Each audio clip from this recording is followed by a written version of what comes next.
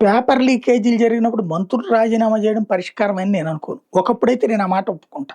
ఇప్పుడెందుకు ఒప్పుకోనంటే, ఇప్పుడు అసలు మంత్రి చేతుల్లో లేదు. శాఖలన్నీ అధికారులే నడుపుతున్నారు. తప్పులు చేస్తోంది అధికారులే వాళ్ళ వ్యక్తిగత స్వార్థం కోసం. వాళ్ళని మంత్రి కాపాడితే తప్పే.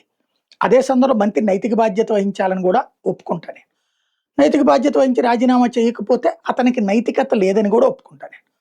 అయితే కాక్రోచ్ జనతా పార్టీ ఉద్యమం ఆ మేరకు చేస్తే తప్పులేదు. కానీ అది కాస్త మధ్యలో మతం వెళ్ళిపోయింది, కులం వెళ్ళిపోయింది, ఎల్‌జీబీటీలు వెళ్ళిపోయినాయి, ఏయేయో వెళ్ళిపోతుంది. ఓవరాల్‌గా anti Modi, anti Nationalist agitation అవుతుంది. అయితే ఒక్క యాస్పెక్ట్‌లో వాళ్ళని మెచ్చుకోవాలి.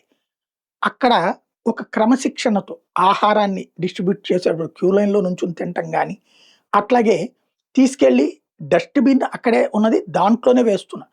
దాని చుట్టుపక్కల పడుతున్నప్పుడు ఇంకొక చదువుకున్న ఆడపిల్లే అవన్నీ తీసి ఏరి చేస్తుంది. అంటే యువతరంలో బాధ్యత తప్పిపోని వాళ్ళు ఉన్నారు. నిరసన తెలపడం హక్కని అంగీకరిస్తూనే, అదే సందర్భంలో బాధ్యతాయుత నిరసన చెయ్యాలని కోరుకుంటున్న వాళ్ళని అభినందిస్తా. అభిమానిస్తాను కూడా. వాళ్ళెక్కడా రెచ్చిపోవట్లేదు. కొంతమంది కమ్యూనిస్టు ఉద్యమకారులు వాళ్ళు కూడా అరాచకం చెయ్యనంత వరకు నిరసన ఏ రూపంలో చేసినా తప్పులేదు.